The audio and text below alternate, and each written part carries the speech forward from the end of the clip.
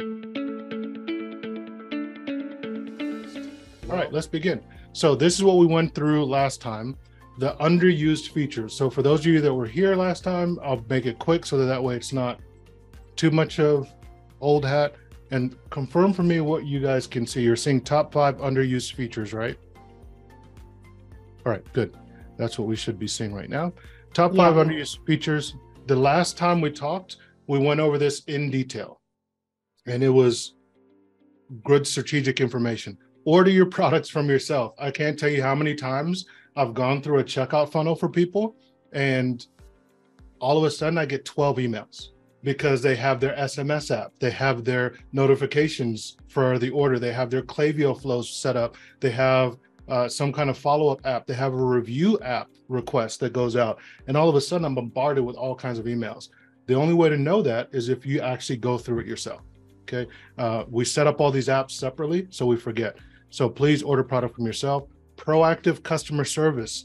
This is another simple one, right? When you go to your own website, please just check to make sure that there's a nice smiling, happy face. When you go to a normal store, you see smiling, happy people that say, hey, how can I help you? So do something very similar for your brand, okay? It's very welcoming, it's very inviting, and it's easy to do and set up. Okay. We talked, there were some apps. I think Orion, you had a recommendation for an app. We talked about Gorgeous that does this. There was another app, I believe. If you remember it, just let me know. Feel free to pop in here. Shopify Inbox is another good one that you could use to do that.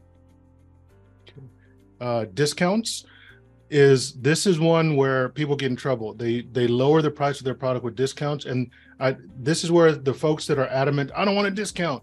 I see their point. I disagree with it. Whatever we can do to get people over the hump to buy, if it includes giving them a discount, I'll give them 20% off to get the 80%. All right, I'm willing to do it. However, what I recommend doing is get more volume out of them, right? So instead of taking 20% off 1 unit, take 20% off 3 units, do a volume discount, okay? Bundles, upsells, cross sells. Follow up aggressively. This is your email. As soon as someone gives you your email, they want to hear from you. I like to use the saying that getting an email address, sending emails to your list is the closest thing to an ATM machine we have in business. You send an email into the list, you pull cash out. They make money. Most of you guys, if you look at your Klaviyo, every campaign you've sent out made you money. So send emails. Conversion tracking, double check. Get yourself this Facebook Help Meta Pixel Helper tool and the Google one to make sure and verify that your pixel is working. When we go through the live portion, we'll be verifying that with people's websites to make sure that your pixels are working. All right, almost done with the theory, guys, I promise. Top 5 metrics. These are the benchmarks we scale with. So if you're wondering what separates a business that has been in business for 12 years and hasn't crossed over 7 figures and another business that's been in business a year and crossed over 7 figures, it's these metrics. If they can hit these, they can scale. First and foremost, working from the customer back, if they can run paid ads. Paid ads are what drive very fast, steep growth curves, right? It's just the only way to really get huge growth, unless you go viral. But the problem with going viral is it's not predictable like paid ads are, okay? And also paid ads are expensive. But if you can target a ROAS of 2 and an ROI of 3, the difference is ROAS is advertising attributable revenue divided by cost. ROI is Shopify attributed revenue divided by cost. Want to target both of those. If you can be profitable with those and cover all your other bills, you can just literally spend more and make more as long as those metrics hold. Okay. The other thing is I give those metrics so people don't get stuck on, I need to hit 12 ROI, 15 ROIs, 12 ROAS, right? No, you don't. Like if you want to grow fast, you're going to need a partner, and that's usually in the form of Facebook or Google, or grow slow organically and make that super huge ROAS. That's fine. But fast, rapid growth requires paid advertising, at least in the digital space. Your average order value needs to be at a minimum $50. Why? Every single year, advertising costs go up. These advertisers are in the business to make money. Okay, they're not doing this altruistically for free. And so that's the other reason why ROAS is always going to start to trickle down, just because their fees are going up. I'll give you a quick story. I ran a business called Tornado Shakers. I had bought it and I'd done a whole business plan, borrowed money and everything, had investors. and we were going to sell tornado shakers, and I built in a 15% profit margin. Everything was going swimmingly, and I was getting 15% on my money, and I was scaling it up. And literally January 1st hit, my cost per acquisition went up 15%. Exactly. That's how I knew that it was Facebook artificially increasing the price. It went up 15% because it was such a specific number, and all my profits were wiped out. Immediately, every sale that I made, I basically broke even. So that's when I learned these ad platforms sometimes artificially increase it. So there's no point in trying to do a race to the bottom to get the highest return on ad spend. And this is for you guys who jump from agency to agency, looking for the one that'll promise you a 2.3 ROAS versus a 1.9 ROAS, right? If you're getting that tight with your ROAS, one Facebook change could wipe you out. So just budget for a 2, where 50% of your spend is going to, 50% of your budget is going to spend. If you're able to grow with those numbers, then you're good. The other 50% you make money with, okay? Your conversion rate, 2%. If you're not making 2%, you need to fix your website experience, which is what we're here for today. If you're over 2%, you can worry about getting more traffic. You just need more traffic, okay? And I'm speaking to a lot of you guys who are up in the 5, 6, 7% range. That's, sitting fat and happy. Like, ooh, I'm getting all these conversions. Well, instead of getting 5 or 6 conversions on 100, you should be getting 2 or 3 conversions, let's say on 1,000 or 2,000. So you need more traffic, right? Get a little bit more colder traffic. A lot of the folks that are in the 5 or 6% range are only getting traffic basically from email or social. That's hard work. If you want to scale, you need to be above 2%. Your revenue from email, that being said, you definitely want to be getting at least 30% revenue from email, okay? 30%, if not more. Now, I should have put a max. You don't want to be getting more than 60% revenue from email for the same reason as having too much of your conversion rate being too high. Because if you're getting 60%, you're getting sales from hot traffic, and it will not last. It's not sustainable. It might get you from up to that 10K mark, or from that 10K mark to 100K mark, but you'll start to plateau and go down.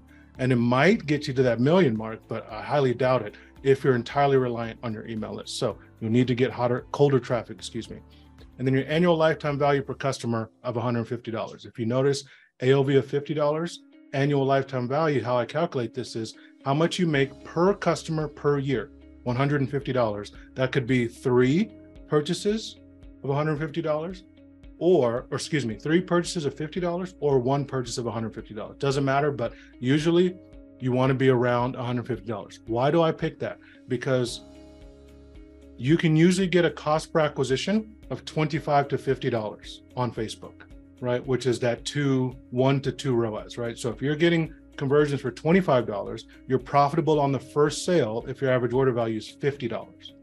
And if you can get 2 more purchases in that year from that person, basically another $100, you're even more profitable, which means that you can scale your ads aggressively, even though you can even take it to where you're spending $50 and making $50, because you'll make that money up later, so you can scale faster and just get more and more and more customers up front and make the money on the back end, okay? Those are the core metrics. 5 Shopify apps. We already talked a little bit about some, which are the Vitals app. It's on here. It's one of my top 5, right? Especially when you're getting started. The reason why I like that getting started is because it gives you a good broad range of different apps that you can try out. And then you can start to upgrade piecemeal as you need to, right? SMS apps, email apps, chatbot apps, all the different apps, right? So Vitals is a good one. But the order of priority, first and foremost, every single store here, switch to Klaviyo if you're not on Klaviyo. Use that as it's the e-commerce equivalent of a CRM. It's our souped up, hyped up version of MailChimp, and it is the de facto standard for e-commerce, okay? It works really, really well. A lot of people have been talking to me about SendLane, and I tried all these. What's the other one? Starts with an O, not Okendo, but there's a bunch of other ones that are popular. Get Drip, I've seen that as well. They're trying, they just can't beat the feature set with Klaviyo, because the more you use Klaviyo, the more you realize there is to use. But at the same time, if all you just want is automated flows, they make it a cinch, 1 or 2 clicks to set up, and bang, you've got all the core automation set up, All right. Then Lucky Orange is another one I like to use. This is more insights, right? So I talked about proactive customer service. What's more proactive than watching your customers and seeing what they're doing? You can literally watch them as they go through your site. Okay. And remember, all the things I'm saying are in the guide I put in the chat. I'll put it in there again, and they're linked as well. So you can see them very easily, but you can watch them with Lucky Orange. Love that app. You can also proactively ping them and say, hey, what is stopping you from buying right now, right? If someone gets to one of your shop pages and they haven't bought yet, you can ask them, what's going on? Why aren't you buying? And a lot of times they'll respond back to you live, real time, proactive chat.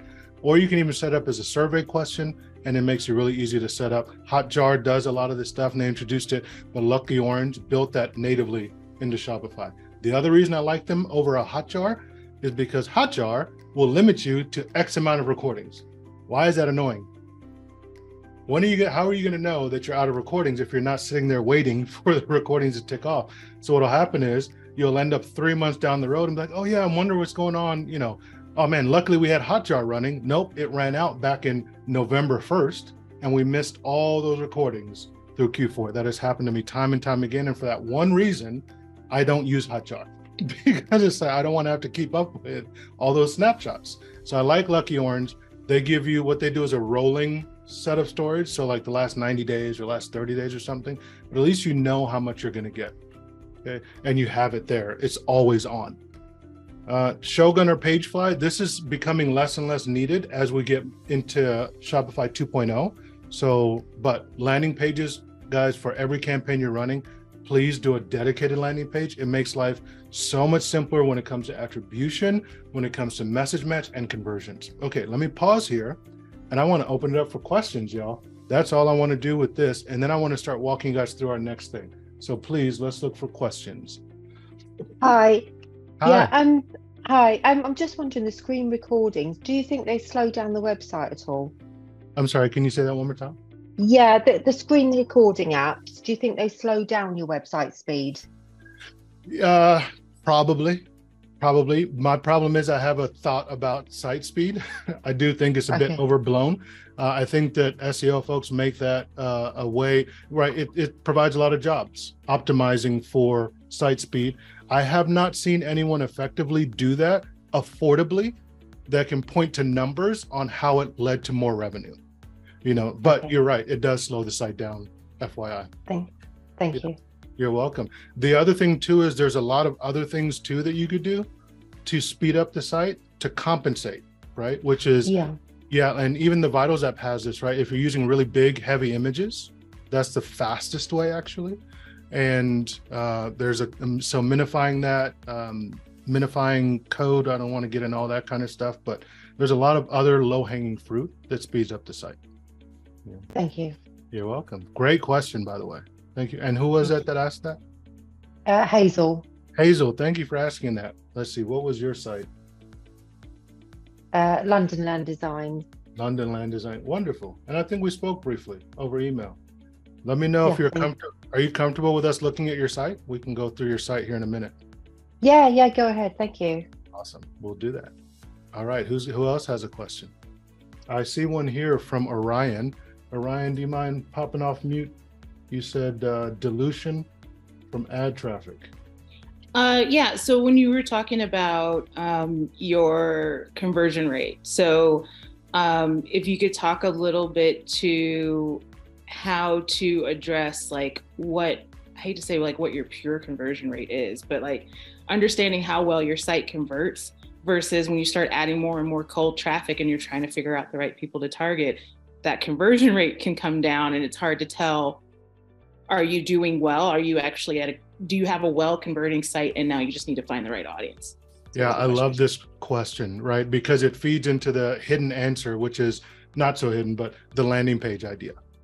So if you're just if you have a landing page that's only getting paid traffic, you can easily, and people have taken this to an extreme, right? Where it's like my Facebook traffic goes to this page, my YouTube traffic goes to that page, my TikTok traffic goes to this page.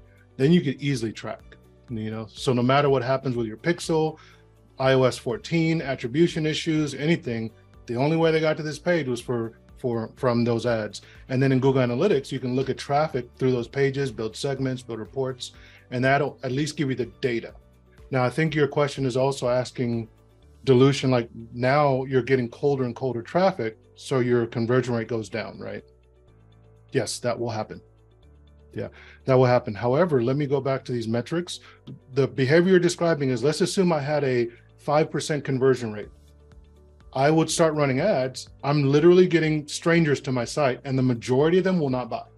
And that's going to dilute your conversion rate from 5% to 2% because you're getting colder traffic. So in essence, I love giving you guys kind of like a range, because some people dilute that all the way down to 0.2% conversion rate. But then the question is, well, I want to keep my 5% conversion rate even with ad traffic. And it's like, no, it's not possible. So I like to have a range between 2 to 3%. As long as I'm within that conversion, I'm good to go. The other place you can look at this is inside of Ads Manager, inside of YouTube ads, Google Ads platforms. You can actually create a conversion metric inside of the platforms. So you can see inside of Facebook, what's my percentage conversion specifically from my ads. I see your question here is Tidio. Oh, you were asking what was the name of an app that I had mentioned in the previous. Oh, I think that might be it. Yeah, that it's like a chatbot app on website. Perfect. John, you just signed up with Gorgeous. That's awesome. Did you get help setting it up, or did you have trouble setting it up? I know it's a cumbersome beast. I did. I do have I'll answer that question, but then I have a follow-on question with what Orion was sharing. They reached out to me. It was like a 30, 45-minute call over the phone, and it was a great call. It's going to be super helpful for me. I do everything on my own. I don't have any staff, and so I'll be able to. My hope is with their chat function, and then they're also their phone call function, I'll be able to set hours. So when I'm in front of, I make dog beds. So when I'm in front of the sewing machine, it sounds like I'll be able to get alerts on the mobile app so that I can stop what I'm doing, and then I can interact with the customers. That's awesome. And I'm hoping that will answer questions so that when people get onto the site, I can help them out. I guess total rookie question. I've been doing Google Ads for probably about 6 to 8 months now. I've been sending all the traffic to the homepage, and I know that that's probably a big no-no. I guess I just want confirmation. I'm about to pull the trigger on investing and trying to get some different landing pages created. I would assume everybody on the call here, sending dedicated paid ad traffic to a landing page is going to be better than just your homepage. Is that correct? Absolutely, especially with Google Ads, because they were the ones that popularized the whole quality score kind of idea and dynamic keyword insertion on your headlines and all that kind of fancy stuff. But it's definitely going to be better, because now each one of your ad groups that you make can be tied specifically to a theme, right? So if you have dog beds, but your keywords are probably not going to be that generic as dog beds. So maybe you have local dog beds or dog beds near me. That should go to a page that talks about local dog beds or dog beds near me versus all dog beds, right? Or you have dog beds that are insulated.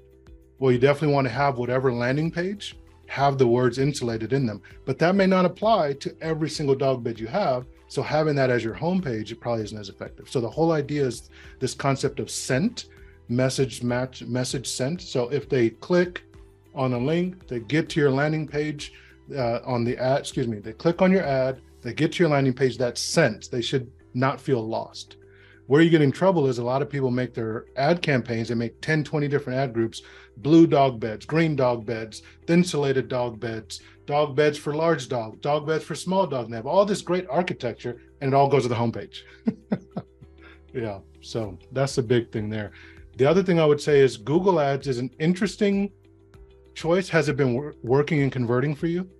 It has. I set it up myself, so I'm relying on my Shopify analytics to kind of see how people found out about me, and it appears that I'm getting probably about a 2 to 3 ROI, which I'm going to take. It's not better than a sharp stick in the eye.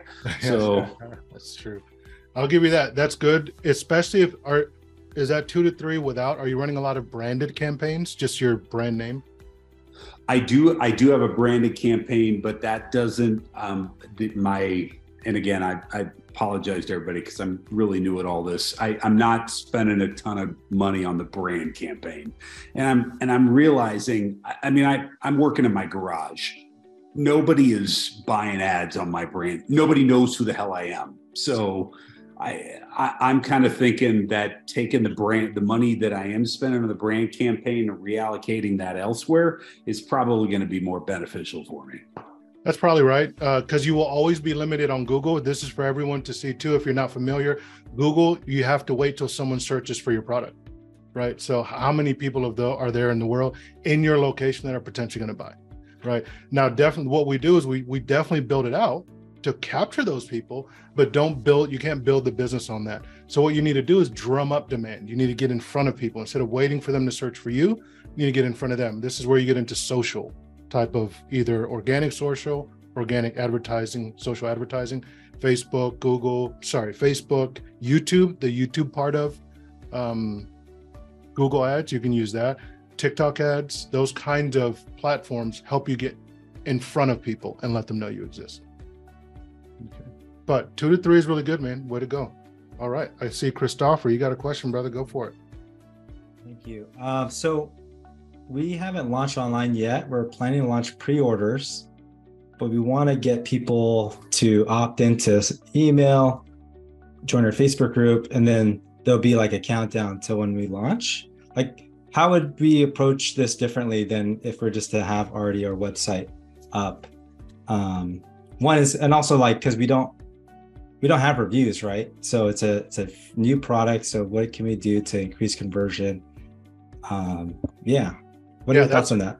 That's a phenomenal question. I love it, because the idea is, if the inherent assumption there, and a lot of people think this, I'm sure a lot of other people on this call think this, is I would do something beforehand versus after. I actually love the idea of literally just building out your Shopify store like you were live, and just set inventory to 0 on the product page, because you're doing 2 things. And what it does is now it says, and you can do like a notify me type of app, connect with Klaviyo. So you're collecting email addresses, right? But what it does is you're testing not only the product, do people want it, but also your whole infrastructure.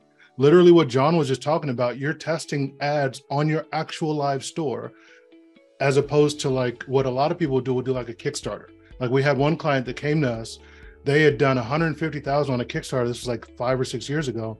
And the very next month, when they tried to sell through their Shopify store, they made $500.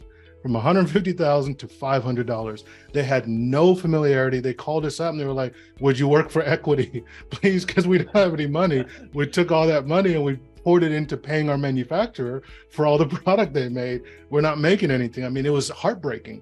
And so we literally had to start from scratch, and all that information, all the leads, all the purchasers, all that data, someone else had. So to me, I love the idea of just treating your site as if it's a regular Shopify site. And then you can run all these plays we're talking about, right? Where you're running your ads, you're running your social, you're building out your whole infrastructure on a live living site. Building your landing pages, that'd be my recommendation. And then just use the back in stock functionality. Awesome, thank you. You're very welcome. Thanks for the question. It's a good one. I see Frank had one. I've got 2 more and then we'll get back into the teaching. Landing page question. Is it okay to just build a page in Shopify as your landing page, or do you suggest using a separate landing page app? I do not suggest using a separate landing page app. I've tried them all. Instapage, Lead Pages, ClickFunnels. Good Lord, if I hear ClickFunnels one more time, I'm gonna scream, right? Especially in the e-com game. It is, you're one funnel away. I think the most effective thing ClickFunnels does is sell ClickFunnels. I don't recommend another app for the exact same reason I just gave Christopher, which is build in your playground, right? In the place that you're going to build. Because if you use another landing page app, the hidden gotcha in that is you're probably going to be on another subdomain like go.mywebsite.com, which means your analytics are going to be broken, your pixels are going to be broken, or you're going to have to spend time calling developers, getting new pixels. It literally quadruples the complexity for not much gain, for just a landing page that you're going to use for one campaign or not.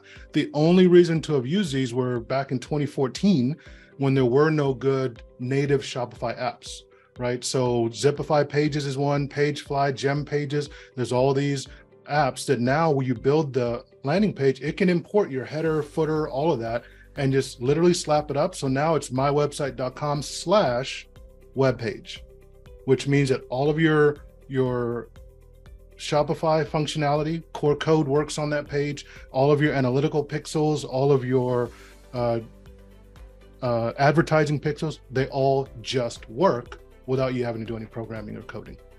And it can live on without an extra fee. Like if you use, I think it's Pagefly, you get 3 landing pages for free before you actually have to pay. So good question there from Frank. Frank, let me know if that didn't answer your question. I'll follow it up. Well, actually, can I just, so what you mean, I'm asking, like in Shopify, if you go to pages and the admin, and you just literally create a page in Shopify and put like a nice picture and your text, but you're suggesting actually use something like Zipify? Oh, great question. Before 2.0, absolutely. You needed a landing page app to really unlock the functionality of a Shopify page without diving into the code. Right. So if you're a coder, techie person, absolutely go straight to the pages. If you're not, go to the landing page apps or upgrade to 2.0. The Dawn theme is the nice, simple one that's free. But there's a lot more like meta fields and dynamic blocks that you can insert on pages. And there's a lot more functionality that allows you to control the look and feel of a page. Before, a page used to be like a WordPress blog, right? Where you just could add a featured image, add some text, and it was pretty basic. Now you can. Yeah, I use the Turbo out of the Sandbox Turbo theme. So I have I have it ready to go. The new one, which is the 2.0. So you think it's a good idea? It's okay to just use that for landing pages, or absolutely. Should I investigate? Like I stayed away from all those Zipify and all that. Yeah, good man. I don't blame you. But I'm curious your reason. I'm wondering if it's similar to mine. How come you don't? No, I mean like so. I use ConvertKit and I'm switching to Klaviyo. I had actually purchased your course a while ago, but I never really went through the whole thing because I just sidetracked, but I plan to. Right. But I haven't made the switch yet just because of budget, because Klaviyo is much more expensive. And I really only send out like a weekly email to my list. I don't even have flows set up, but I'm actually generating a good amount of income. But that's why I'm on this call, because I need to start doing stuff like that.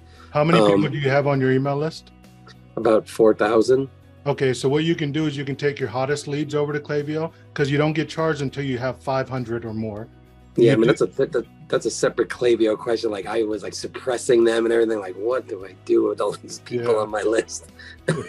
Right, but okay, go ahead. I forgot. I don't want to make landing pages sound too complicated. So a blog post can be a landing page, and a normal page can be a landing page. Also, guys, by the way. Yeah, so I mean, for me, it's always like Klaviyo has those pop-ups, and then they have that, I don't know, does Klaviyo have in and of itself, like what's considered a landing page? I don't remember. Klaviyo, they have subscribe pages and form, like for example, manage preferences pages. If you look at the bottom of an email, usually you'll see unsubscribe, click here and it'll take you to the unsubscribe page. A preferences page is where you can click manage preferences, and that has form options like you have to set this up, but I want to receive emails only at this time. My first name is this, my last name is that, and it's a form. You can configure those, but they don't have like landing pages. I just hated the idea of it like changing the look of the site when you're on a specific page, because it's going to route you to a purchase page or a product page. Then embed. They have a phenomenal suite of pop-ups and forms that you can use. Get the embed code for the form and put that on a page that you want that looks really nice. Okay, understood. Great question. Thank you. I see Orion, you have your hand up. let me answer your question. So you mentioned like you were like, oh, look, we have this one thing that's like broken on the site and it's not what it's supposed to be. Do you have any good best practices for how to maintain stuff? Because obviously when you set up the link, it wasn't broken like that. As a solopreneur, my challenge is keeping up with stuff in a systematic way, because I can't go through the site soup to nuts, you know, every month just to make sure, like, to weed out the things that are broken. Are there like any tips or tricks for either getting red flags early identified, or just, you know, some of the key places to look more frequently to make sure that stuff isn't broken? That's a fantastic question. Systems is the answer I'll give, right? Like having these, I'm a checklist nerd. Y'all probably saw that one coming. You knew how I was going with it. It's checklists, right? I love, from the time I begin, when I build a website, like I see this as a problem, guess what I would do is I would add this to my Shopify checklist, right? I would have either make something like this for yourself, right? Or have someone else buy it from someone, right? Like we have it, there's a bunch of other people that put out Shopify checklists. If you Google on YouTube, like Shopify launch checklist or Shopify checklist, you can see videos about it, but have this, because to your point, an automated way you can do kind of like, I think if you get on Shopify Plus, you can have alerts pop up and basically automate some of these checks where it's constantly checking, but that would be a little bit beyond me and development. Yeah, because I mean, that's, so arguably, even if you have a checklist, that's a very long checklist for, I'm not even going to call anybody else out on the call, for me to go through and like come back and make sure that something hasn't broken. Like I've already gone through the whole checklist. So do you have any tips there? Or is it really just like, you have to just kind of keep plugging through to figure it out? Yeah, I highly recommend. This is where I did a recent podcast episode, which I'll tell you all about the podcast in a second. Actually, I won't wait. I'll just tell you, Journey to an 8-Figure E-commerce business. We just launched one with Lulu, delegation. So this is where you're absolutely right. There's no way of getting around it. We're either going to have to spend time or money to do some of these things if we want to get them off our plate. And so to me, in your scenario, the way you described it, I would definitely, if I can't do it, I would just plan to spend my time doing it. Once a month, go through it. It's like doing your QuickBooks, right? Or doing your taxes, right? It's annoying and it's time consuming, but we got to do it to make sure it's up, or hire someone to do it. The benefit of this checklist is, in either scenario, speed. Having this checklist speeds things up, you know, but I can't give a good answer other than the automated stuff. If you have time to code and automate, I don't know of a way to decrease that time of checking this stuff. Yeah, it's just because I mean, we're doing $5-6 million a year on this site, and we still have a typo here, and this has free returns, and I'm on a call talking about how to optimize your Shopify store, and look at my store, right? So I mean, it's happening to us too. So we just need to constantly check. But guess what? By having this checklist, and I went through it to prep for this call, it was easy to spot. It pops right out at you. The other way, actually, here's another way. Your customer service people. Remember I talked about proactive customer service and people going through your site search. If you have someone constantly going through that, you will see questions like this. Repeat it. If you're looking at your top issues, like John just got gorgeous, there's going to be a feature there for tagging or the top issues that people are having. They'll point to that. Like I guarantee, like if we go back, we probably could have caught this sooner by seeing a lot of the same, hey, I can't make my return. Hey, I can't make my return. What's going on? Which could have pointed us back to, there's an issue here. Okay, Christopher, you have a question. Does that answer your question, Ryan? Awesome. Christopher, you're up, brother. Yep. So you mentioned the eyes in your like different images, right? For products. Does that work for food? Like, can we have, like, instead of showing a chocolate donut just itself, does it work for them to eat it? Yeah. Absolutely. Y'all tell me what's more like, oh, I want to see that going down the page, the donut itself, or somebody going stuff in their face, loving on it, right? Just it's so good, it's delicious, right? Immediately, it's absolutely, bro, it's gonna work. Okay, awesome. And then in terms of below the fold, I know you mentioned it based off of desktop. Does anything change for mobile?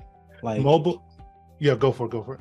Yeah, does anything shift in terms of how you lay out the structure of it for mobile?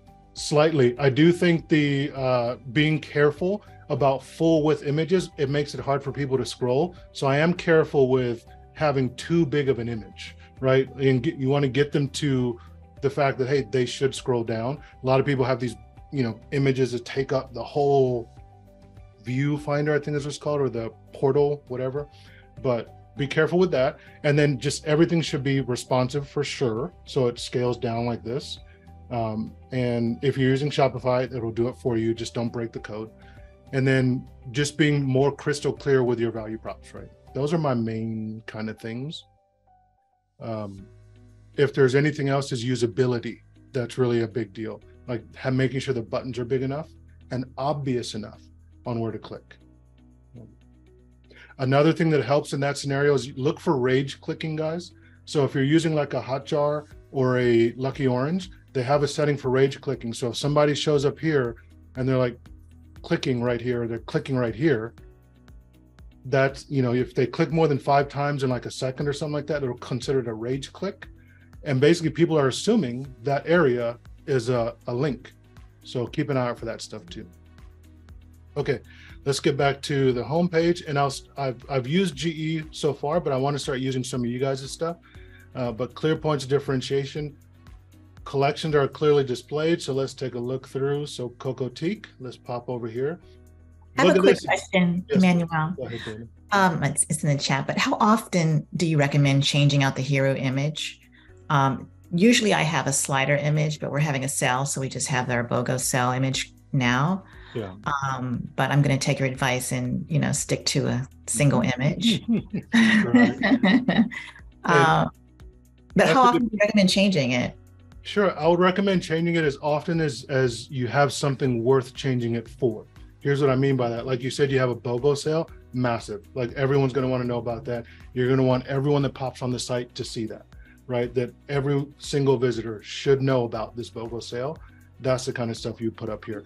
If you don't have a promotion or sale going on, then it should be some kind of value differentiation. And by the way, here's another reason why I don't like sliders. I actually, if you hadn't said there was a slider, I would not have known.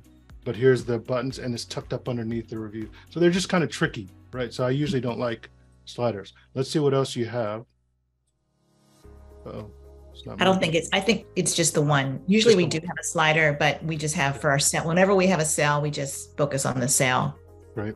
Yeah, that would be my answer. I don't have a good hard and fast rule of thumb. That's actually a pretty good question. How often would you change it? When you need to. Like for ours, we use seasonal, right? Seasonal changes is when you'll see this change. And usually at companies with Angel, the way she works, she runs the site. She'll make a accompanying change to almost everything. She goes overboard with it. But the whole site basically looks different. It's just, and as often as you need to feel comfortable that, yeah, everyone needs to know what this is. Okay, thank you. No problem. John, you had a question? Yeah, just it specifically in regards to that. So admittedly, I haven't changed our hero image in a long time. Mm-hmm. And that's primarily driven. So if you close that out, so that's Ginger. And she's the whole reason why I do what I make the bets. And but we lost her about 3-4 years ago. Oh no. So I mean, that said, I mean, we've gotten a lot of user generated content, but I don't really have a lot. I mean, I feel compelled to leave an image of her up because she's the namesake, but at the same time, should I just let go of that concern and, just use cute does that make sense? It does, but I'll give it, I love the nostalgia. I would do it this way. Yeah. Where it all started, right? This to me means more than the hero image, because there should be an about us, and I have it here over in the checklist. There should be easy to find. Where is it? Social feed, social. Oh man, where did I put it? But there should be an about us as part of your homepage where people can learn more about you, and that can go here. The broader point here is, it seems silly, but I actually don't know there's more to this page.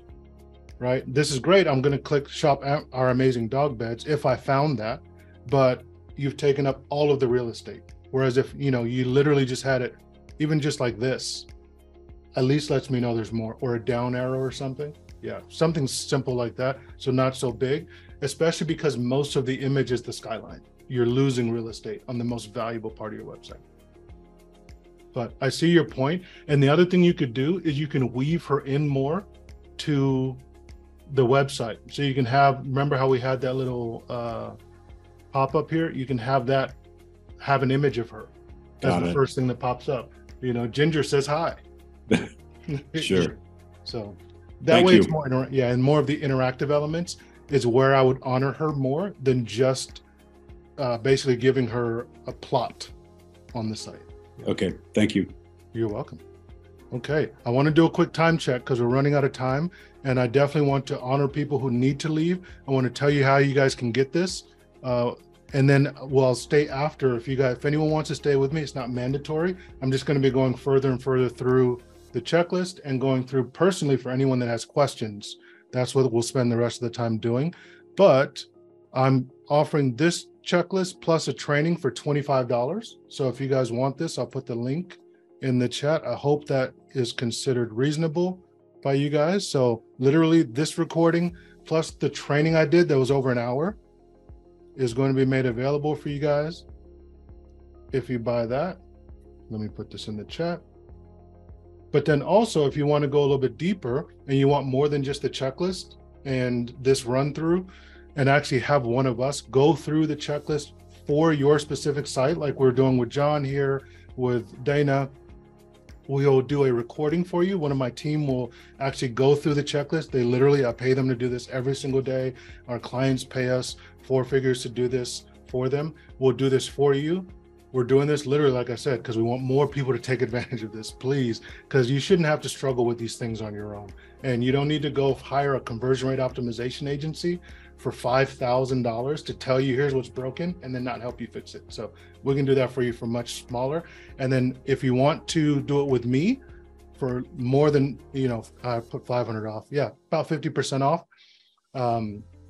If you want to do it with me, we can actually hop on call like this and go through it one-on-one. You'll send me if you choose this one, please make sure to put your website in there when you buy. That way I'll be able to do it. Otherwise I won't know which side I'm doing it on. And then use the same email you paid to sign up for the call. Okay, so that way we can do this together and I'll give you actionable insights with the checklist as well as theory, and we can use it for coaching. We can talk about your Klaviyo if you want, anything you want. It'll be a one-on-one coaching session, and you'll also get the recording of the session with the checklist and the checklist training and the strategic teaching that I gave you in the 1.5 hours. All right, that's as much as I'll do of that.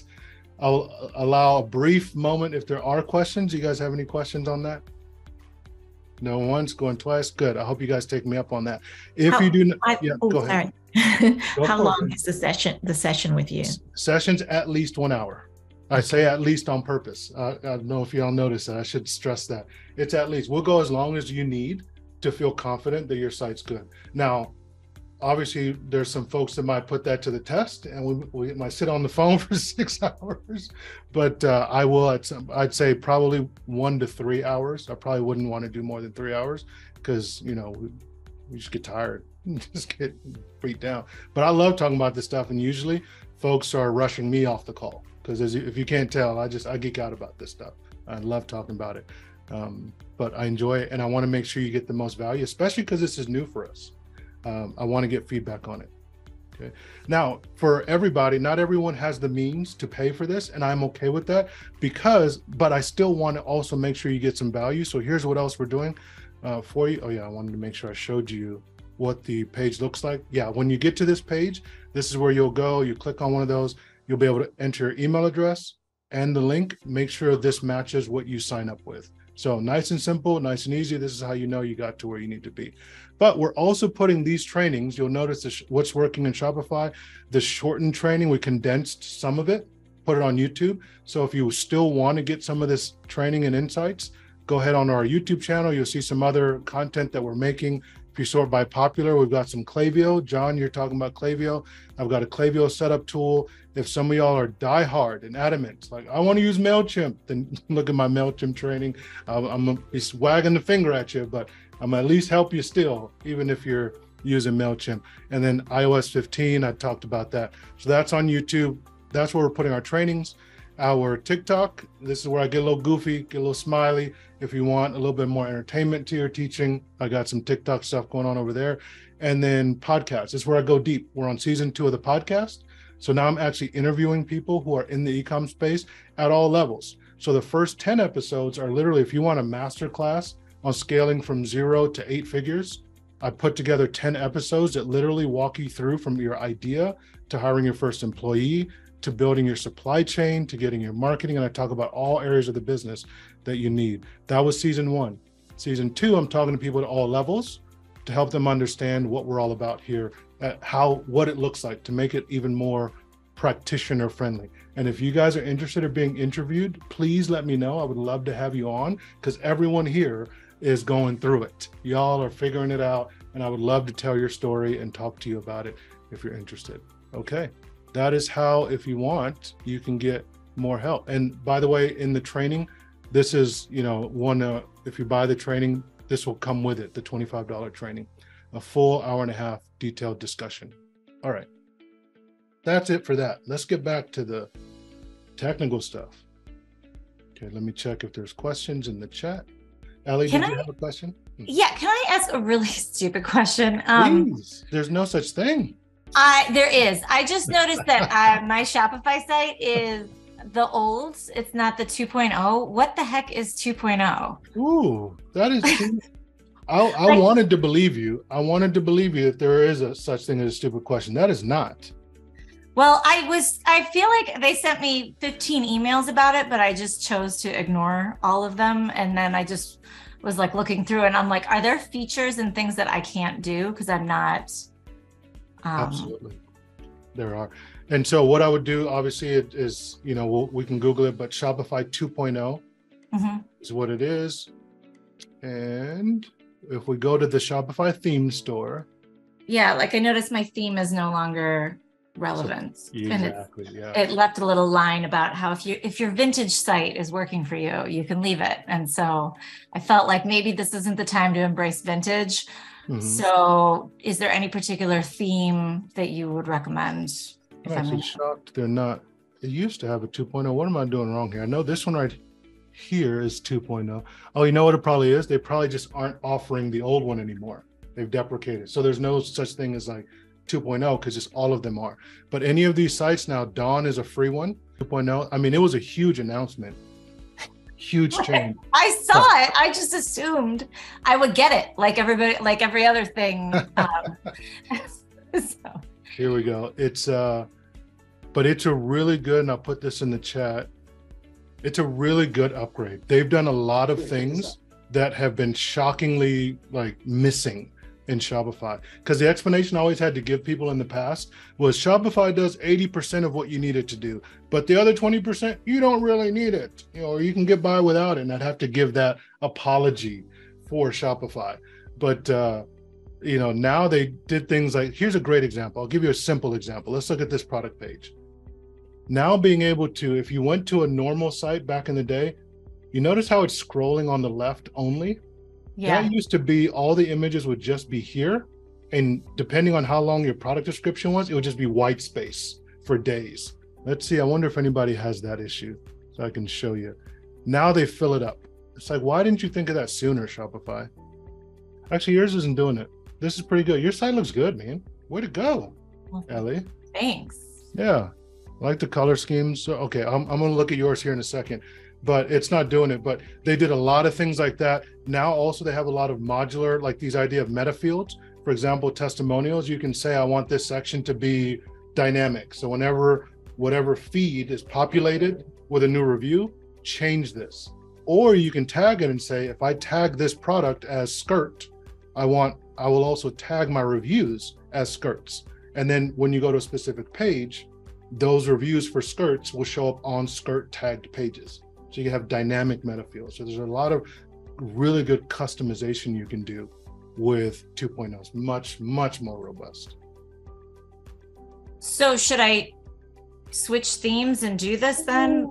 Just now and get it over with? There's the question. If you can, I highly recommend doing it.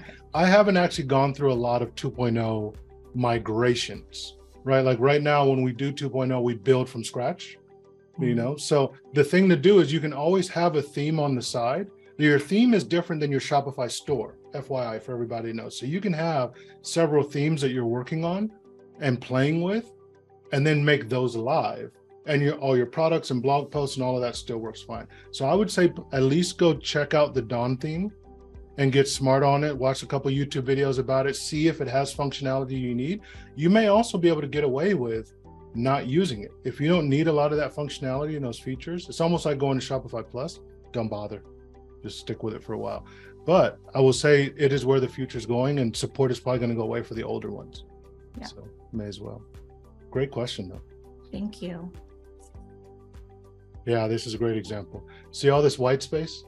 For the longest time, I always wanted to be able to just put a video here, right? Or just do something with it.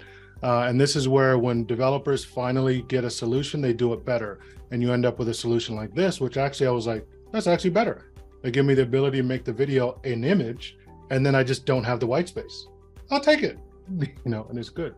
Again, like I said, this is available to you along with today's training, along with the strategy training. If you go and purchase it for $25. I have talked a lot, so I'm going to stop and let y'all talk some. What questions do you have? So what, I'm going to be rebuilding the website. What are like 2 to 3, not only you, but other folks on the call, your top Shopify themes that you like? Okay. You sell dog beds, and please, anybody else? I'll let Orion go. I feel like Orion has some insight too. You got some. She's chomping at the bit. Well, no. I'm laughing because I've just been really obnoxious and refused to change my template. Like I just, because especially with Shopify 2.0, there's so much stuff that you can do to it that to me, almost the template style doesn't matter as much unless there's like some major piece of functionality, which kind of used to be the case. But I mean, pretty much, you know, like you've got templates like Turbo if you're worried about site speed. There's another Flex that has like a lot more stuff that you can play with. But if you're not playing with a lot of stuff on your site, I wouldn't imagine that having more options would be fun for you to like, you know what I mean? Because it's almost like overwhelmed. So I don't know if I have helpful insight there. No, I mean, I think the biggest problem is I built the site that you see, me, and I don't know how to build a site. So, I mean, the mobile experience, not good. Site speed is not good. And so I guess I'm going to engage with somebody that actually knows what they're doing. And I want to start from a good spot, if you will. Yeah. I don't know that you need that if you need a professional. I built my site too. I mean, there's some stuff that I've played with because I just have a morbid curiosity and an incessant need to like do too much. But like, if you're just worried about mobile first, and I would flip through a few of the free ones and see what they look like on your mobile phone. And if they look like they do what they're supposed to do, just follow the directions that they have in there. So if it tells you a certain like image size, use that image size. Because that's where it starts to get kind of screwy if you're not touching any of the code. At least that's my experience. Yep. She nailed it. And I always try to recommend to people, if you can avoid replatforming, avoid it. Because usually what you can get away with just improving things without actually full wholesale over redoing. But if you are going to do it, like you said, just grab a free one and play with it, because this is what it's going to do for you. It's going to allow you to see what it is I actually need that's different. And hopefully what you realize is, oh, I don't need that much. Let me not even bother. But if you do actually need it, then you know when you make the change, what you're actually making it for. And when you bring in that expert, they'll be able to tell you exactly what, you'll be able to tell them exactly what you're looking for. Do this, don't do that. The worst thing to do is walk in, I want the best website you can build me. They're just the dollar signs are just gonna go up and up and up. and they're going to give you some off the shelf kind of thing and charge you $20,000 for it. Yeah, knowing exactly what you want is the best. So thank you for that. My wife is nodding in agreement with you, which means and Orion. So I'm outvoted. I appreciate the vote of confidence there. And also too, in terms of, you may have the question of what do you mean by what things do I need to know? This is also where it helps going through these, because you have a list right here of features that are unique to a theme. Because sometimes we give too much credit for things that a theme or a layout or Shopify can't do. This is what a theme is all about. Most of the time, you also get into trouble where you're like, why doesn't the theme look as good as the theme store? Because really what makes a theme look good is the images. So what literally you can do better to make your site even better right away is just take better images or take different images, and you can make the site look completely different. Like this already looks good to me. And it's kind of like, I don't know what more you would gain just by switching to a new theme, you know? So good images and this list over here of features. Know exactly what you're looking for. Go ahead, Orion. One thing that might be helpful is I use Suna, which is like a they call themselves like a fast casual studio or whatever. But if you're like, I just really want to feel something that looks like more sophisticated, you can book with Suna, send them your products, pay for a stunt pet. So like, for instance, if you saw that like a lot of your customers have like border collies, which don't lay down. I don't know why I chose that one. I don't have a dog, but anyway. But if you thought, oh, that, you know, there's a ton of border collie ones, you could have them bring in a pet and see if they have like a border collie that could do the shoot, and they'll do these studio shoots and they'll send them, oh yeah, you got it. Yep. I would send you my link so I could get a referral, but I think they're great. You don't pay for the shoot. You pay for like, if you have someone set up, like there's different things that you can add on, but you could literally send your product and they could take great photos, and you only pay like $39 for the photo that you keep. Yeah. I mean, in theory, that's how it works. In practice, they upsell you for a really good reason, and they'll get you stylists and all kinds of stuff.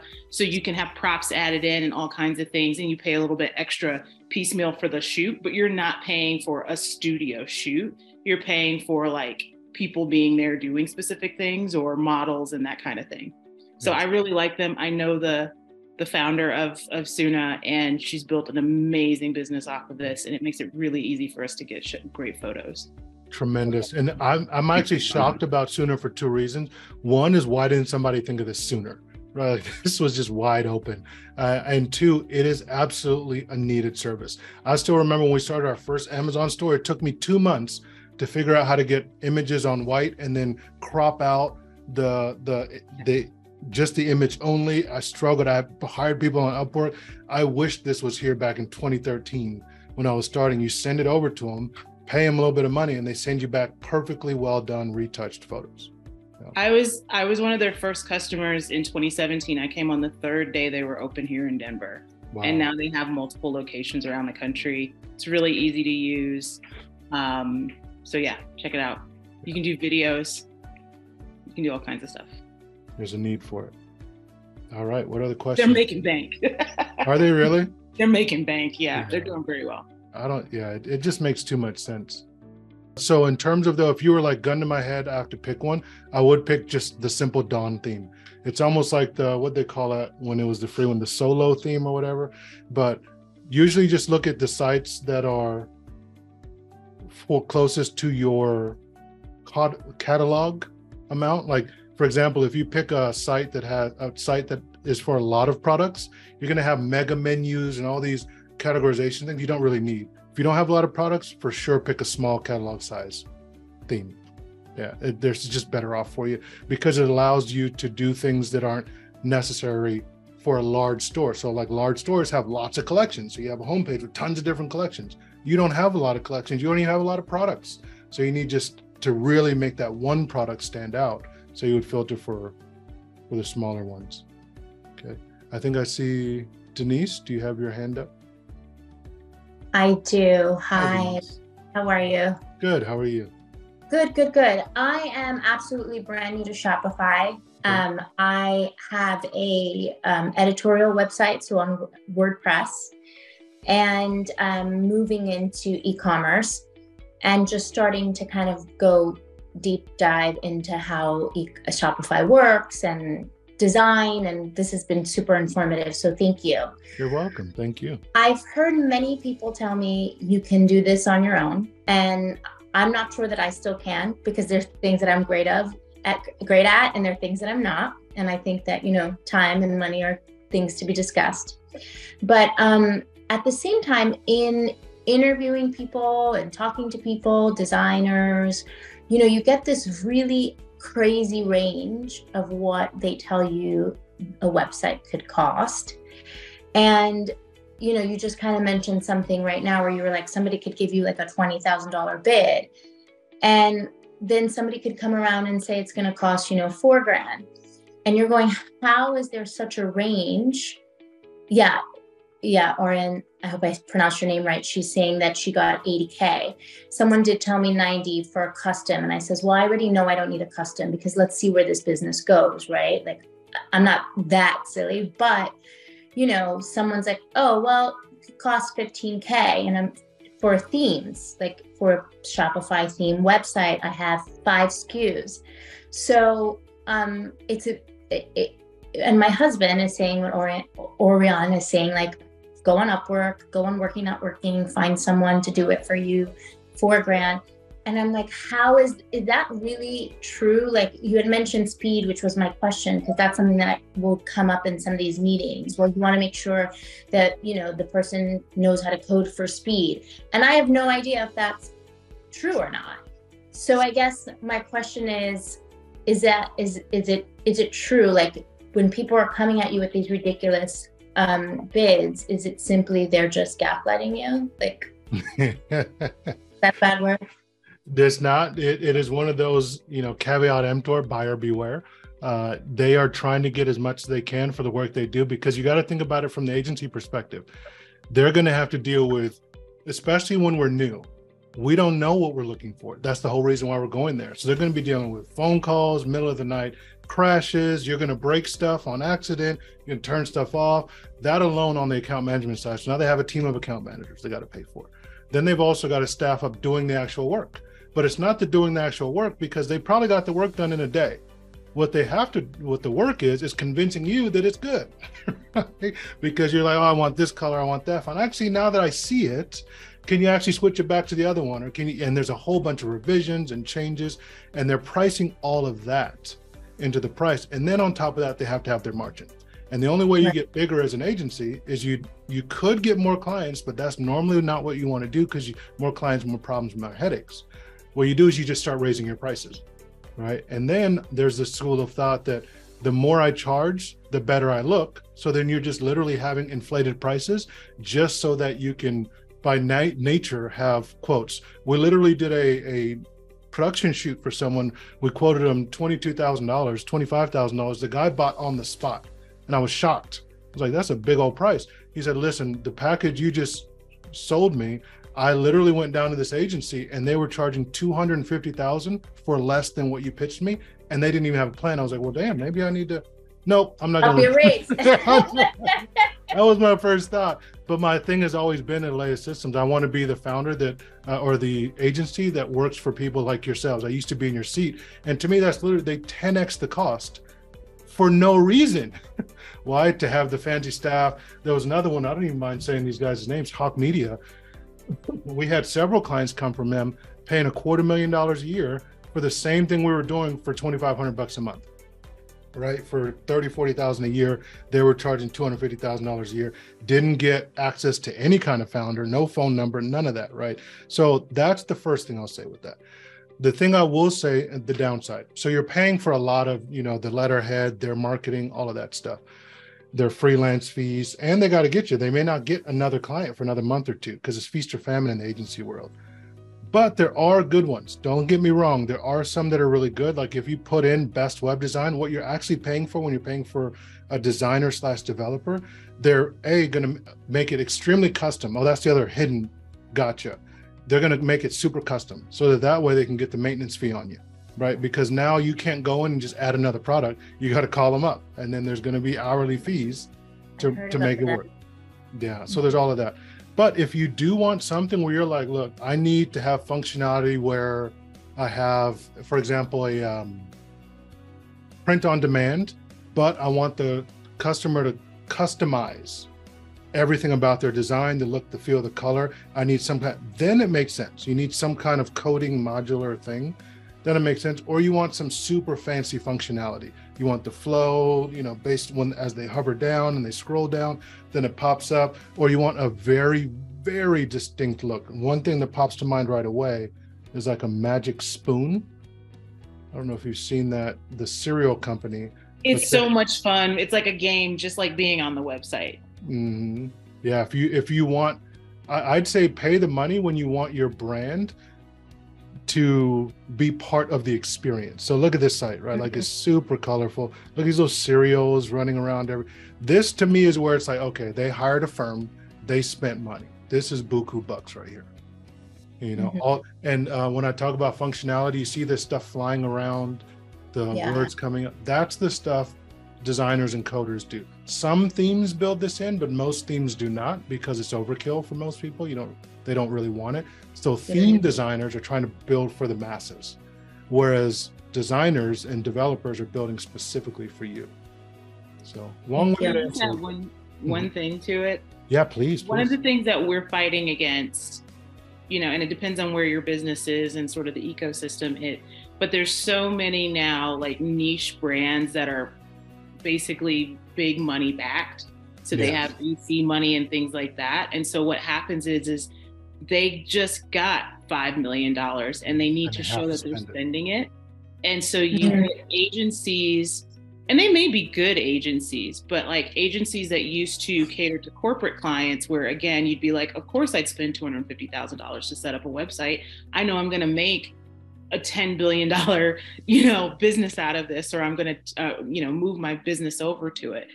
And so you've got a lot of folks, like a lot of agencies that are like, there's plenty of folks that have just the pocket change to spend on this stuff because they're backed. But it doesn't necessarily mean that like the quality is any better. The agency that I went to that gave me $80K was a more traditional agency that I would have worked with in my corporate career. And they were edgier than some of the major guys. But yeah, it was like $80,000 just to build the site. And I was like, I want a Shopify site. And they were like, yeah. And they weren't even building the infrastructure to it. It wasn't like they were building us a custom template. It was like, well, we'll set it up and then we can add bells and whistles. It's like, no, no. Yeah, no, it's absolutely wild. And I'm like, just trying to understand, am I missing something here? It's the same thing as fashion. Yes. It's fashion, runway. Like a skirt on the runway is just as functional as a skirt at Goodwill, but they're priced very differently.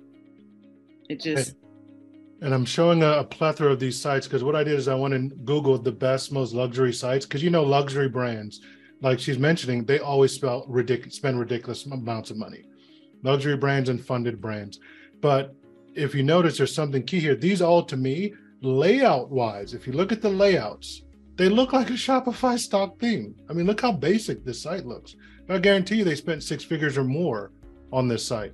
However, herein lies the secret. Instead of spending any kind of money on your Shopify site, the theme, spend the money on the images. This is where I would say invest. This is what makes this site really pop. And you'll notice when you look at these sites, just imagine if you took all the images off of this site. It'll just be a Shopify carousel, basic. But the images are what make it pop. The videos, right? Look at these pictures. Now all of a sudden, this feels like an elevated site. Has nothing to do with the layout. This is a basic layout we were just talking about on our checklist, right? Whereas they don't even have a phone number, right? But they have a simple menu, a 2-tiered menu, their logo, shopping bag, and then the value propositions in little snippets. Bang. That's literally what we could do with a free Shopify theme, but you can tell it's more premium because of the pictures, so that's why I'd say invest. Thank you so much. And that My Teresa is actually a very expensive retailer. So it's good to hear and see that. I appreciate it. There you go. All right. So what I'm going to do is I'm going to go around and make sure everybody got their questions answered. Does anyone have any other questions? Okay. Let's see, Buck Martin, are you still here, sir? Yeah, I've got a somewhat random question. Sure. And it's more on so we've been trying to figure out our pop-ups. You know, I think the advice that we got was that it should pop up immediately, which I don't know. I guess you can also do exit intent and all those different things. Our collection has kind of seemed to stagnate. So we've got like 2,000 emails and like 500 text numbers, and and we just changed it, so it might not even. Oh yeah, there it is. So pretty simple. She's got a picture. So we sell children's clothes, so that's why there's the girl there. And then it's set up now so that the desktop version collects email, and then if you're on a phone, it asks for a phone number instead. But I've seen people do things like this. It is Klaviyo, yeah. Okay. I don't know. The pop-up seems boring for one. And I thought it said something about get 10% off, but I guess it doesn't say that anymore. But even when we had it, it didn't make a big difference, I don't think. Right. But I guess the spin the wheel thing and all those other crazy things that they've come up with, I mean, does that make a big difference? Oh, don't get me started on that. First thing I'll say is people have come to blows on pop-ups, right? It shouldn't pop up right away. It should. The one thing I will never do is put my own values and beliefs on my money. If it makes me money, that wins the test no matter what anyone thinks. So to me, on all my sites, I put the pop-up up, we make more money, we get more email signups.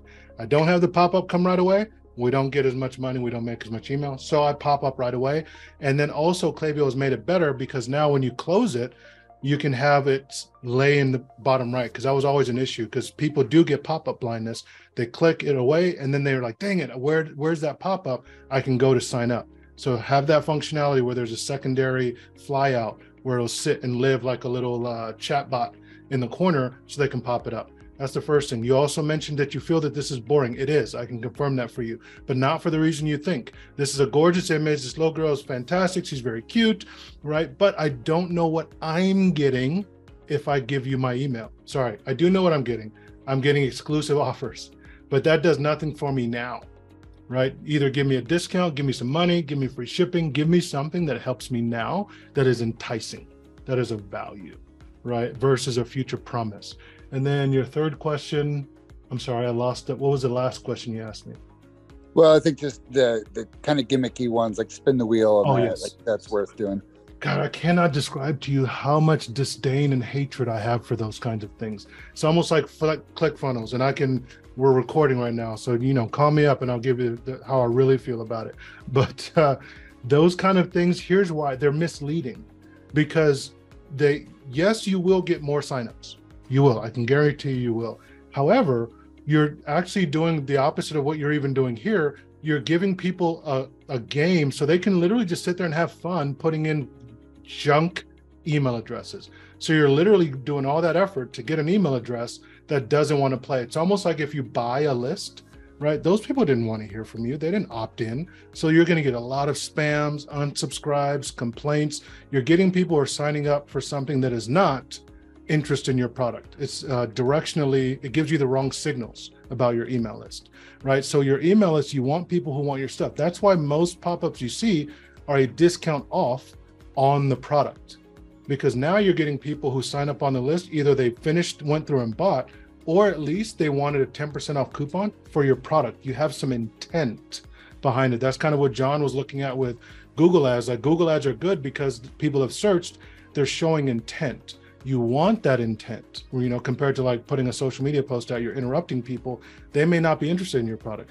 So for me, I want to make it clear. I want to offer them something that they're going to get that is what I sell, so you can say, hey, get 20% off a bundle of 3, or get an exclusive bundle, or get a specific look, or get 3 looks customized for you, right? Or get a guide to choosing summer outfits. If you enter your email, you see how immediately you can tell who that person is if they enter their email address. Does that help? And also why spin the wheel doesn't work. Yeah, no, that makes a lot of sense. Cool. One other question, and I don't know if you'll know what you'll probably know exactly what I'm talking about here. Whenever you go through the settings for checkout, it lets you say, do you want to require an email address or a phone number? Uh-huh. I saw one of your, I originally met you, or saw you from Elena Davis's meetup group. Oh, nice. And during that call, I remember you talking about how the best way to get emails, signups, is make sales, and then those people are who get added to your list. And so I was thinking about this a lot, and but in the settings for Shopify, it makes you select one or the other, which it seems like you really want to collect both. Yes. Am I doing something wrong? Do I just need to pick one? And if so, which one? No. So first off, make sure this is clearer. And by the way, the person asking about, I think it was Denise, you're asking about 2.0. This is the kind of thing you can do with 2.0, right? And you can have a much nicer looking product section on a page. To your question about the phone, let me actually get us there. Okay, add to bag. Also, for all of you guys, if you're adding to cart, check to see, do people buy more than one? If they're not buying more than one, usually send them straight to the cart afterwards, or a drawer, then to checkout, right? I like the customers also bought. So what you're asking about is phone number or email. Here's what I personally like to do. I like to have the email here, and then a separate setting is in the shipping section, I believe, make this phone number section mandatory. And that way you're getting both. And then this little button, I think you can have they're doing it this way now. Yeah, I was gonna say you can default this to on. I don't think you can, but for sure, check into the settings in the shipping, make this mandatory so you get their phone number. Okay, that sounds good. Awesome. Thanks. And I'm glad you brought up Alana. I forgot to mention that to you, Denise, when we were talking. This lady here is phenomenal. Alana, she actually had me on to speak, as you were just mentioning there, sir. Buck was mentioning. This, and John, this is for you too. Rescue your website before redesigning. She'll charge, a couple $1,000s to actually just fix the one you have, make it super speed oriented and all that stuff, right? See, and she even talks about the prices, right? How much they charge, but then they still don't fix the problem. You still have slow sites, because they're making you a pretty website, not necessarily a functional one. She's also a SEO ninja. She even has one of the top rated SEO apps. She's really good. The problem with her is she's always booked out for 6 months. So what I recommend is get on her email list, because of what we're saying, right? What she offers makes so much sense. And Buck, you could probably speak to it even more than I do. Her content too, just the way she teaches, is very personable. She runs a Portland Shopify meetup, has really good content. So alanadavis.com, I'll actually put this in here. Rescue your site before you go and replace the whole thing. And what I mean by rescue your site, you don't necessarily have to hire if you don't want to, but even her content, take her advice before you go through and redo your whole site. Okay. Yeah, no, the meetings are definitely helpful. And I just signed up for her other thing too, the Jason LD SEO thing.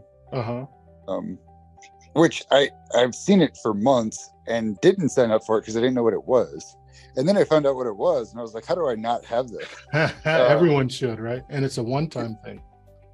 Yeah, because, we do a lot of Google pay-per-click ads, and just constantly fighting with the schema.org thing. It's never how Google wants it. And that's like exactly what this does, I guess. Yeah, it fixes that.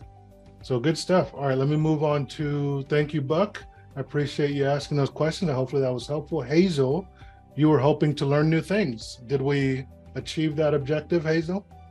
Yes, you did. Thank you very much. Thank you. Is there anything you else? Did. Go ahead. No, it was mainly the site speed thing. I've got that JSON LD thing as well from Alana, which is really good. Oh, wonderful. Yeah, no, I have taken some notes as well, which is good. I'm also using an old debut theme, so not 2.0. Yeah, I wanted to get to 2.0, but I'm not very technical, and I've had a lot of custom bits and pieces done over the last few years. I'm just worried that if I go to 2.0, all that's going to be kind of gone. Yeah, it's risky. It's risky. And it's one of those things, like I said, take your time, take it slow. You don't have to. I wouldn't rush it if you don't want to. Yeah. Okay. Thank you. Right. Thank you. Frank, you wanted to, you had the big questions, Frank. Did we get to all your stuff? Yeah, I mean, my questions are a little more involved, so don't worry about my specific question with the events. I'm really starting to focus on products right now. The events portion of my site is pretty self-sufficient, so now I have to start focusing on the products, which this was helpful. Kind of springboarding what I need to do. Oh, wonderful. That's good. Yeah. Now I understand your question a little bit more. I'd say there's a hybrid. You remind me of, like, we have a lot of clients that have like a coffee shop and then they sell the coffee online. The big thing for you is going to be crossover, using both. So when you're in store, try and get as many people as you can into your email list, a way to follow up with them, into your socials, constantly push them into your online programs if you have them. And then your online people, try and get them into your store, right? That's the two big goals, I'd say. As much as you can, have one feed the other. Right. Yeah. So perfect. Good stuff. Thank you. Yeah. And if you can do virtual events and have your in-person people show up to the virtual ones, it gets you a lot of engagement, which makes newcomers online who aren't able to come in store feel more comfortable. So it's not like the worst thing that have happened is like you have a live event and there's like 3 people who have never met you there and they're all just like not wanting to talk. And like, you know, it can be scary for the new folks. So your in-person people will probably be more comfortable. So try and, as much as possible, cross-pollinate both. Perfect. Thank you. Awesome. All right. Thank you. And then again, like if you wanted to go deeper, like you saw all the options we have, let me know. We can always do one-on-one and talk deeper about your stuff. Okay. Dana next, and then Buck Martin. Dana, you said you wanted to work on optimizing the customer experience, navigating your site. Did we talk through that enough, or do you still have questions? Thank you for hanging out with me, everybody. I hope this has been valuable throughout. Next is Buck Martin. You had asked a review collection app. Is there a no-brainer like how Klaviyo is to email? Did we get you a good answer on that, Buck? Yeah, you did. Awesome. Thanks. Thank you.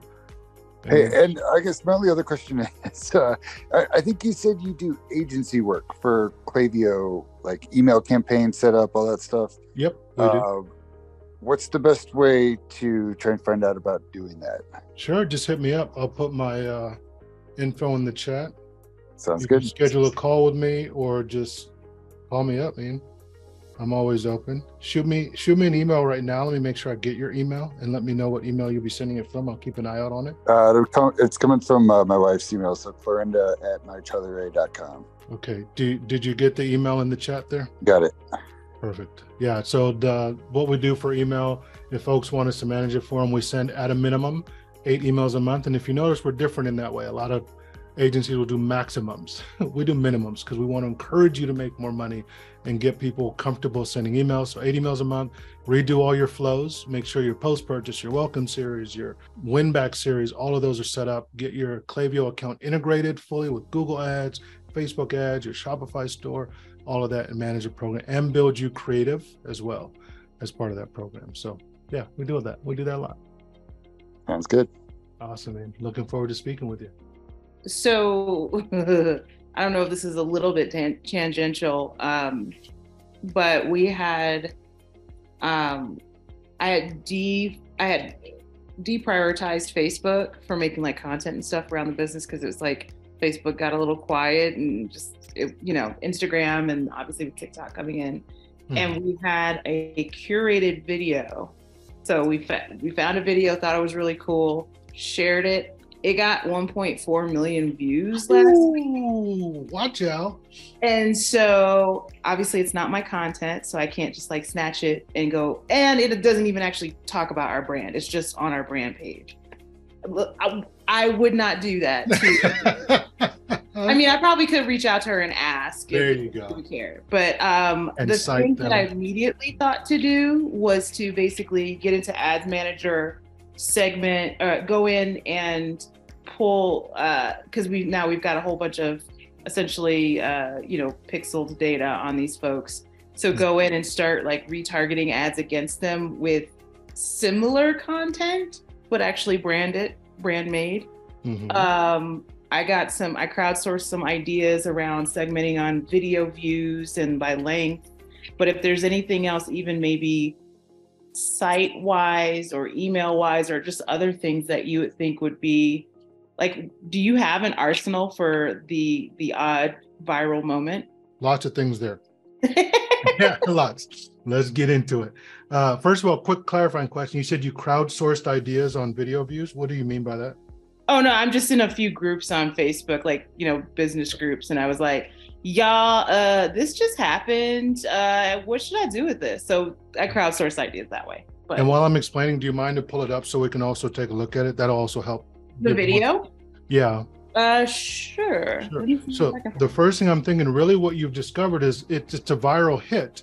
That means it's interesting. So the global umbrella of the feedback I'm going to give you is we're always looking for what is content that can organically get eyeballs, get attention. Yeah. That did it. So what I would want more so, yeah, if you can't use the content, I love just grabbing it, and using it. I will always cite the source, right? We all had the citing books back, what was it, the MLM or the MLA standards back in school, of citing your sources. Yeah. I'm also, right. But I'm grimy like that. And I'll reach out to them and I'll try to pay them. But more importantly, recreate it, make it again. Oh, and this is, so it was a TikTok, or sorry, a TikTok on No, Facebook. This is Facebook. It's a video. Yeah. Okay. She's just packing a bag. So for those of you, I don't even know how many people still on here, but my brand is all around travel. It's travel personal care. And so we just thought it was interesting. She was showing how she packs her bag. So we have, probably not as interesting as a pack with me video. We can certainly get one made. But yeah, this was. Yeah, for sure. I'd recreate it entirely, but then I would also immediately start forming hypotheses as to why this worked. What is it that this hit on? Is it her audience? Is it her? Or is it the content? And if it's the content, which pieces of the content resonated? You can recreate different angles of it, right? And then touch on different emotional things. Maybe traveling to Ibiza for a rave, traveling to the Grecian islands, traveling to Israel, just try this idea multiple different ways. Separately from even content creation, the comments. This is where I'd go ham. Just steal comments as FAQs, questions, email ideas, content ideas. What are things people saying? And also you can even snapshot some of them for testimonials, build an email around it, right? Like, here's things people said. For sure, send this content out far and wide everywhere, to your email list, to your socials, all of that. And even you can, I don't know if you can do this on Facebook, I haven't tested it, but for sure, like on a TikTok, you can respond to people's questions on this post with a video review. Make your own video. And that also could start to not go viral, but semi-viral, because if it starts getting upvoted, it becomes a top comment. What your goal is to become top commenter on this post, which is wait, it's our post. Oh, it's your post. It's our post. Oh. We pulled her video and posted it. So we shared it or whatever. Okay. So it's not her audience. It's the content. And it's not our audience because we didn't have one until 5 minutes ago. Because we haven't been doing anything on here. So we got I want to say 2,000 new followers, probably more, just from this. Right. And yeah, so we've been going into the comments, but our product doesn't even appear in it. Really the only thing that we have is that we co-signed on this video and sent it out and shared it. So there's something here. I'd try and recreate it. And then have you reached out to her yet to see if she can make you more content? She's good. Yeah. So we've got that in the works. Good. But it's also one of those things that, so this pack with me, when we found it, it was doing, I think it had something like 300,000 views on TikTok. So we knew it was a good one. Yeah. But it did not have 1.4 million. I still don't even know. I don't even know what happened there, but yeah. So now to your point about running it as ads, so I'd run it on every ad platform, TikTok, Facebook, YouTube, Instagram, right? And I would run it as a top of funnel, literally a video views campaign, because this can, or a very top of funnel stuff that they say don't do that. Here's why, because we know the content will get people to engage, and then retarget with conversion objective ads, people who watch more than say 75% or 90%. I normally will build 4 ad sets, 50, 75, 95, right? And see which one does best. That's what I would do with this in terms of an advertising funnel for this, because you'll get views so remarkably cheap for this, especially if you use the same post idea as this exact video on the Facebook and Instagram side. Your cost per meal, your CPMs are going to be so low, you'll get in all kinds of fees, and just run it broad. And so what you're doing is you run it broad to get people to basically watch it and identify themselves as someone who's interested in this, and then retarget those people. Gotcha. Yeah. You've hit the holy grail, a post that is organically good already. I didn't even make it. Now, I know, but that's, hey, good for you. Yeah. So, yeah, awesome. Thank you. We'll talk more about this. Absolutely. I can't. Because this isn't time limited either, right? I mean, other than like, pixeling, maybe, but it's not even site pixel. So it's just how soon you want to start making money with it. That's all. That's the only rush. Fair point. Because you found the thing that will never break. iOS 14, 14.5, everyone was pissed off about that, but they don't realize that was because they were playing all these audience games, interest groups, and devices, and all these media buying things. But at the end of the day, all these platforms want content that's good, and you will always get rewarded with lower CPMs if you use content or ads that are good content. And that's why when you look at TikTok, they say don't make ads, make TikToks, because they want you to play their game. And so if we can the biggest takeaway from that Q&A is if you can make content that organically gets good reach and is interesting, that will make your ads so much more effective and cheaper. So, yeah. Good question.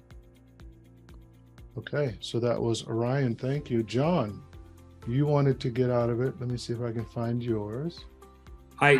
What to focus on. Don't worry about digging. I mean, I've got a long list. So.